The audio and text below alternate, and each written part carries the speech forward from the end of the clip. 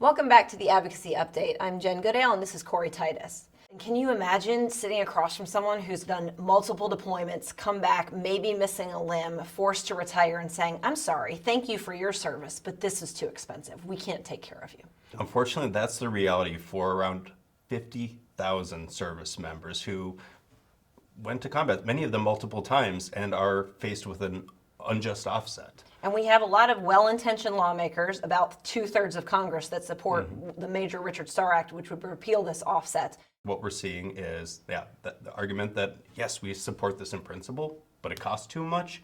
And then the other side is they're making the decision off of some pretty shaky math. So we're also in a recruiting crisis, and we know that young people these days are worried about an injury, and to find out that you won't be taken care of if you are injured in combat, that's definitely going to not move the needle in the right direction. That's why MOAA is taking this to the Hill for our Advocacy and Action campaign. We're saying that the Richard Starr Act needs to be in the base text of the NDAA. Really, the only way that we're going to actually see some progress is if it's packed into a big bill that needs to get passed. And unfortunately, that seems like the most likely path, and that's what we're pursuing this year. Ultimately, this is really just giving service members the choice of whether they're going to receive their concurrent receipt or the combat-related specialty compensation. Because after going downrange, deploying for a country, being injured in combat, that's the least we can do for a service member.